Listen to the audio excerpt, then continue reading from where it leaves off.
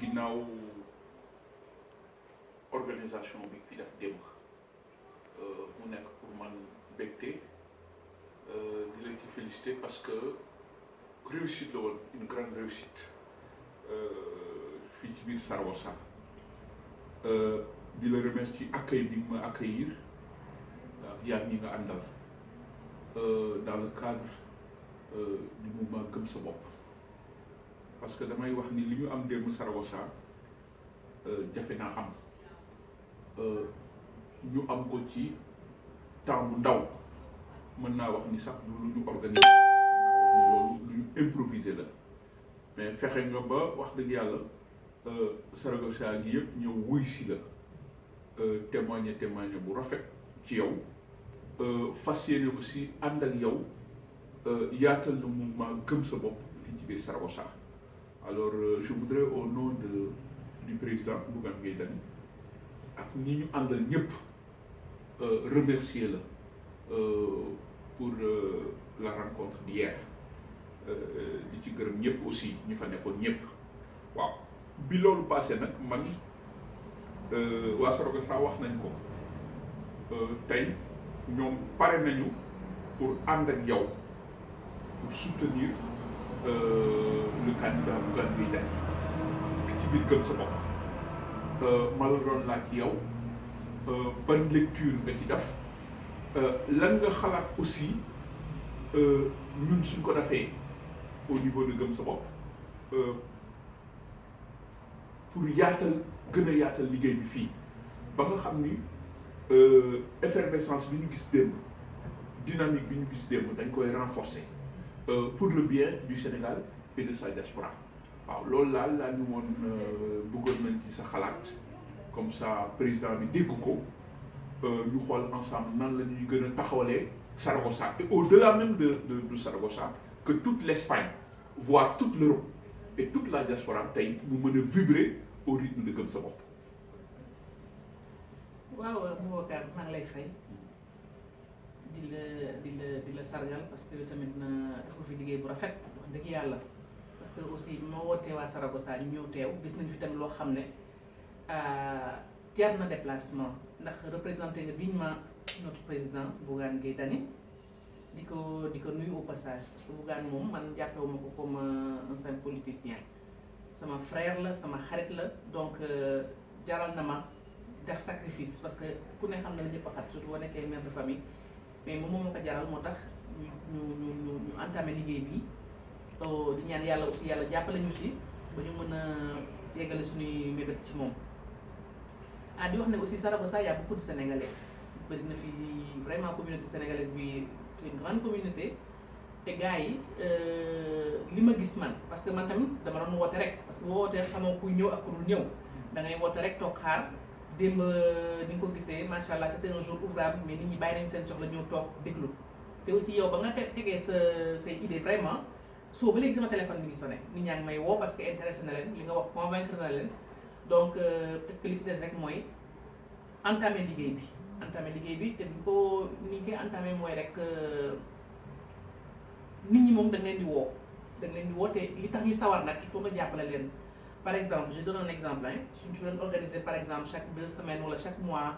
benn événement boo xam ne dañ ci impliqué jigéen ñi ñu ñëw mu nekk genre événement culturel boo xam ne ñëpp dañ ci gis seen bopp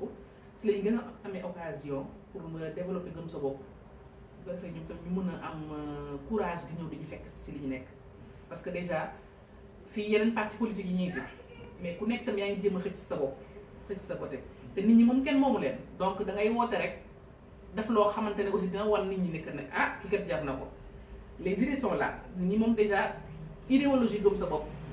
séduire na leen donc ce qui reste à faire seulement mooy xool li ñuy def rek ba mën a am nit ñi parce que nit ñi tamit mooy li ñuy wax rek buñ la bëggee jàppale da nga leen di jàppale donc démb rek déjà am na ay jigéen ñi fa jot a wax li ñu bëgg ñu jàppale leen ci et tout donc peut-être que ça demande des moyens aussi ñun daal am lu ma mën a wax mooy man personnellement am naa volonté pour toog jàppale Bougane te yàlla rek tax mais nag au-delà de là nit ñi fi nekk aussi am na nooy doxalee ak ñoom am na noo xamante ne boo ko defee xëy na di nga leen mën a gën a attirer si sa bopp parce que mooy li ma la wax léegi rek Gëm sa bopp moom am na fi base ba pare te nit ñi loolu lañ ma wax pare nañ pour jàppale ñu donc li des rek mooy ñu sóobu ci liggéey bi comme ni nga ko waxee du yem Saragossa seulement dañuy xool yeneen province yi am na province yi ñu wër donc ñu élargir liggéey bi ba mu yegg peut-être même au-delà de Saragossa au-delà de l'Espagne au-delà de l'Europe toute la diaspora ñu taxaw parce que man am naa ci yaakaar vraiment am naa ci yaakaar incha allah la victoire approche yaakaar boobu lañ ci am daal loolu laa amoon ci li may wax. jërëjëf Soukay je crois que tey moom tey mën nañoo wax on peut dire sans risque de nous tromper que Soukeyna Camara installé na le mouvement Gëm Sa Bopp à Saragossa ci li ñu gis démb di ñaan nag comme ni mu ko waxee rek yàlla yombal ñu liggéey bi je crois que li ngay wax ni président dina ko dégg képp koo xam ni tamit yaa ngi ci Gëm Sa Bopp di nga ko dégg ñu ànd yaatal waaw di la remercier parce que tey mën naa wax ni tout le mérite revient parce que en si peu de temps man gis naa fi démb loo xam ne lu ma yéem la ba nga xam ni man damay jàpp ni tey Saragossa ci bastion Gëm Sa Bopp ci la bokk loolu nag loolu moo war a nekk man en tout cas en ce qui me concerne loolu mooy sama liggéey ñu mel ni yéen ñu may leen doole renforcer leen ba nga xam ni ce capital humain bi ñu jot a am alors dañ koy vivifier alors pour mu mën a war a àddina bi yépp di la sant di la gërëm parce que li nit ñi témoigné yépp ci démb fii ci yow ça prouve que nit ku baax nga parce que nit ku baaxul du am lii waaw man nag comme ni nga ko waxee buggaa dama booleeg yow waaye au delà de ça am na yeneen rapport yoo xam ni seq naa ko fekk yow nga woon ma ko tamit démb kon ñu ngi lay jërëjëfal ñi nga àndal ñëpp di gërëm aussi Bachir Lo nga xam ni démb ba léegi dafa ànd ak ñun bàyyi liggéeyam wax dëgg yàlla lépp rek ci bëgg Sénégal kon je crois que ñun ñoo leen di delloo jukkal waaw di la sant di la gërëm di sant aussi monsieur Cissé di sant ñëpp daal wax dëgg yàlla bëgguma lim waaye mënuma bañ a am na ñoo xam ne mënuma leen a bañ a tudd di sant ñi ma fekk ñëpp di la remercier di la encourager encore une fois jërëjëf. gis nga fi nga daanalee sax foofu laay yëkkatiwaatee tuuti parce que gis nga dañuy faral di wax naan feccum liir nday jaay jàpp si mbagg yi bu neexee te man Ousmane personnellement moo ma gën a encourager si Gëm Sa Bopp parce que Ousmane moom c'est une personne bu nga xamante dafa am ay principes donc bi mu toogee déglu Bougane au début la ma ne man Bougane il m'intéresse mu ne ma Bougane bëggoon naa fexe dama wax ak moom pour wan que ne man je suis de tout cœur avec lui te pare naa pour jàppale ko parce que déglu naa ay idéem te vraiment idée la yoo xamante ne man dama nekk en accord avec ça donc moom si gën a poussé te man comme xam na relation yi ma am ak Bougane aussi vraiment mu poussé ma si encouragé ma si jàppale ma si lépp nag réunion bi démb ma ñëwul mais mën naa la li fi jot a jaar yépp ci loxoom la mi ngi nekk à distance mais chaque moment mi ngi woote mi ngi xool ndax yëpp jaar na yoon et tout donc man tam ma ko ci remercier en tant que sa femme parce que xëy na bu ma newoon yemal fii fa laa yem mais dafa ma bàyyi libre pour parce que intéressé aussi li ñuy wax donc ma lay wax aussi que ne nit